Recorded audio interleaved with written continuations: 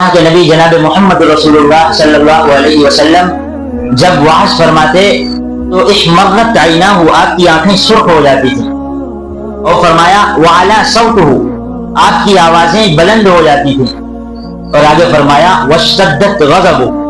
آپ جوش میں آ جاتے تھے بیان کرتے کرتے۔ یہ اس لیے ہوتا تھا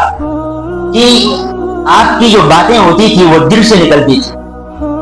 اور اس طرح کا انداز آپ اپناتے تھے کہ لوگوں کے دلوں میں آپ کی باتیں گھر کر جائیں اور آپ کی باتیں لوگ سن کر اس پر عمل کرنے لگیں۔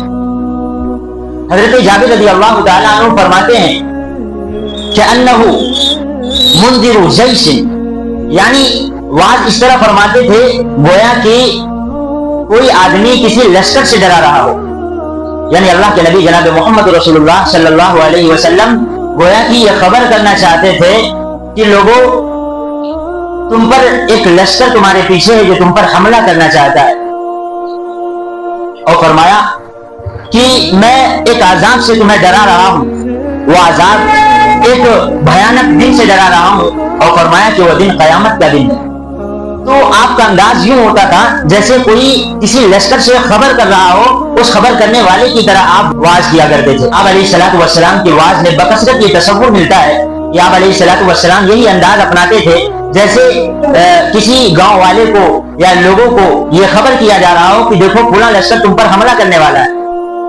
یہ طریقہ اس لیے اپناتے تھے، عرب کے لوگوں میں لڑائیاں بکثرت ہوتی تھی، ایک قبیلہ دوسرے قبیلے پر حملہ کر رہا ہے، دوسرا قبیلہ تیسرے قبیلے پر حملہ کر رہا ہے، یعنی ان کی لڑائیاں دن بدن ہوتی تھی اور سالہ سال تک چلتی تھی، اور ایک آدمی آ کر کہتا تھا کہ دیکھو فلاں قبیلہ تم پر حملہ کرنے والا ہے، تو وہ قبیلہ یہ سمجھتا تھا کہ یہ آدمی جو مخبری کر رہا ہے یہ میرا ہمدرد ہے۔ تو اللہ کے نبی جناب محمد رسول اللہ صلی اللہ علیہ وسلم بھی یہ انداز اپنایا کرتے تھے۔ یہ آپ نے سنا ہوگا کہ اللہ کے نبی جناب محمد رسول اللہ صلی اللہ علیہ وسلم کی جب بعثت ہوئی، آپ صفا پہاڑ پر چڑھے، وہاں پر چڑھنے کے بعد آپ نے ہر قبیلے کا نام لیا، ہر قبیلے کو اس کے نام سے بلایا۔ جب سارے قبیلے جمع ہو گئے، اللہ کے نبی نے کہا کہ بتاؤ اگر میں تم سے یہ کہوں کہ اس پہاڑ کے پیچھے ایک بڑا لشکر ہے، لشکر جرار ہے جو تم پر حملہ کرنا چاہتا ہے، تو بتاؤ تم میری بات کی تصدیق کرو گے؟ تو سارے لوگوں نے کہا کیوں نہیں، آپ تو صادق ہیں، آپ تو امین ہیں۔ تو اللہ کے نبی نے کہا اے لوگوں، میں تمہیں اس دن سے، اس عذاب سے ڈرانے والا ہوں جو موت کے بعد ہوگا۔ تو ابو لہب نے آپ پر پتھریں ماری اور کہا الہذا جمعتنا یا محمد، اے محمد کیا تم نے ہمیں اسی لیے جمع کیا؟